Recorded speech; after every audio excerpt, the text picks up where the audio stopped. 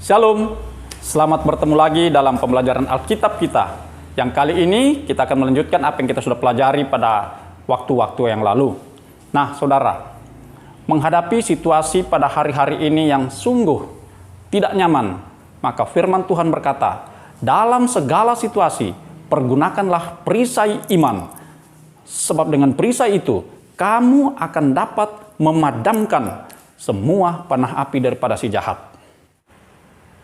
Nah, saudara, pelajaran kita kali ini saya akan membacakan ayat-ayatnya yang terambil dari kitab Kejadian, pasal 3 ayat 14 sampai ayat yang ke-19. Saya akan bacakan. Lalu berfirmanlah Tuhan Allah kepada ular itu, karena engkau berbuat demikian, terkutuklah engkau di antara segala ternak dan di antara segala binatang hutan. Dengan perutmu lah engkau akan menjalar, dan debu tanahlah akan kau makan seumur hidupmu. Aku akan mengadakan permusuhan antara engkau dan perempuan ini, antara keturunanmu dan keturunannya. Keturunannya akan meremukkan kepalamu, dan engkau akan meremukkan tumitnya. Firman-Nya kepada perempuan itu, susah payahmu waktu mengandung akan kubuat sangat banyak. Dengan kesakitan engkau akan melahirkan anakmu, namun engkau akan berahi kepada suamimu, dan ia akan berkuasa atasmu. Lalu firman-Nya kepada manusia itu, karena engkau mendengarkan perkataan istrimu dan memakan dari buah pohon yang telah kuperintahkan kepadamu, jangan makan daripadanya, maka terkutuklah tanah karena engkau. Dengan bersusah payah engkau akan mencari rezekimu dari tanah seumur hidupmu. Semak duri dan rumput duri, semak duri dan rumput duri yang akan dihasilkannya bagimu, dan tumbuh-tumbuhan di padang akan menjadi makananmu. Dengan berpeluh engkau akan mencari makananmu sampai engkau kembali lagi menjadi tanah, karena dari situlah engkau diambil, sebab engkau debu dan engkau akan kembali menjadi debu. Nah, saudara, kalau pada pelajaran yang lalu kita melihat bahwa iblis yang memperalat ular, dia meragukan firman Tuhan, mengubah firman Tuhan, dan menyangkal firman Tuhan. Jurus yang digunakan oleh iblis ini berhasil memperdaya nenek moyang kita, yaitu Hawa. Hawa terperdaya dengan jurus yang dilancarkan, serangan yang dilancarkan oleh iblis melalui sarana, yaitu ular yang adalah ciptaan daripada Tuhan sendiri. Sementara dari pihak Hawa sendiri, Hawa waktu itu membatasi kebaikan Tuhan. Hawa melebih-lebihkan larangan Tuhan. Hawa melebih-lebihkan batasan yang Tuhan berikan, dan dia meringankan hukuman yang Tuhan berikan. Hasilnya adalah dia termakan tipu daya daripada iblis dan jatuh ke dalam dosa. Dan akhirnya, saudara, iklan dosa yang begitu gemerlap, iklan dosa yang begitu menggiurkan tidak terjadi. Yang terjadi adalah mereka justru mendapatkan hukuman daripada Tuhan. Nah, ternyata Hawa kena prank dari iblis. Nah, saudara, setelah iblis berhasil memperdaya nenek moyang kita yang pertama, yaitu Adam dan Hawa, akhirnya Tuhan mengeksekusi hukuman yang diberikan.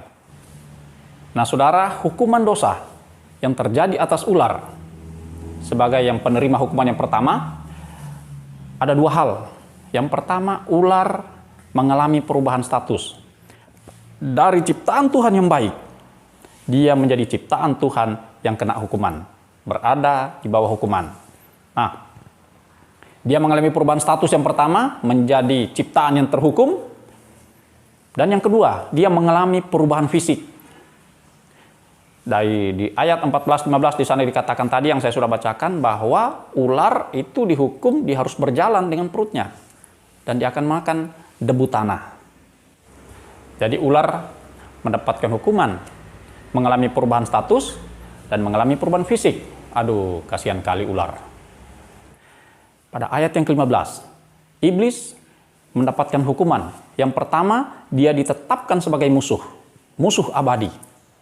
Yang kedua, secara profetik, dia pasti dihancurkan. Hukuman yang ketiga dia alami oleh Hawa adalah dalam ayat yang ke-16 di sana dikatakan bahwa Hawa dan keturunannya, yaitu perempuan, itu akan mengalami kesukaran waktu mengandung dan kesakitan waktu melahirkan. Ini adalah hukuman yang diberikan oleh Tuhan kepada Hawa di Taman Eden. Dan kemudian hukuman yang keempat yang jatuh kepada Adam sebagai nenek moyang manusia, dia mendapatkan hukuman, yaitu dia yang tadinya menikmati fasilitas yang ada di Taman Eden, segala sesuatunya tinggal dinikmati aja, segala sesuatunya Tuhan sediakan, tetapi hukuman yang diberikan kepada dia harus mengusahakan, harus berpeluh, harus bekerja keras untuk mendapatkan makanan, untuk mendapatkan minuman, untuk mendapatkan semua yang dia inginkan. Bisa didapatkan, tapi harus bekerja keras. Nah, saudara, tanah yang tidak tahu menau, tidak ada urusan dengan ular, dengan iblis, dengan manusia, ternyata juga mendapatkan hukuman. Yaitu karena ulah manusia tadi, maka tanah pun kena kutuk. Ketika tanah itu diolah, itu akan bertumbuh rumput duri, semak duri itu akan tumbuh. Tidak ditanam tapi akan tumbuh. Saudara, kalau yang pernah mengolah tanah, mengolah ladang, mengolah lahan pertanian, tidak ada yang menanam rumput, tidak ada yang menanam semak duri, tetapi rumput dan semak duri itu tumbuh di lahan pertanian. Nah, Adam atau manusia atau kita semuanya itu diperintahkan oleh Tuhan untuk bekerja keras untuk mendapatkan hasil dari tanah itu dan segala sesuatu yang kita inginkan sampai manusia itu atau kita sendiri itu kembali lagi menjadi debu. Ingat bahwa pelajaran yang kita sudah pelajari bahwa Adam itu dibentuk dari tanah. Jadi dia dibentuk dari tanah sampai pada suatu waktu nanti, sampai proses terakhir hidupnya kembali lagi menjadi tanah. Nah, saudara, pada ayat yang ke-15 dari kitab Kejadian, di sana dikatakan bahwa keturunan dari perempuan itu akan menghancurkan kepala daripada ular. Itu adalah nubuatan yang pertama kali tentang Mesias di dalam diri Yesus Kristus yang akan menghancurkan iblis di kayu salib. Nah, itulah sebabnya maka dalam kitab Kejadian ini adalah suatu pelajaran yang komplit di mana di sana ada hukuman, tapi di sana juga ada janji kelepasan.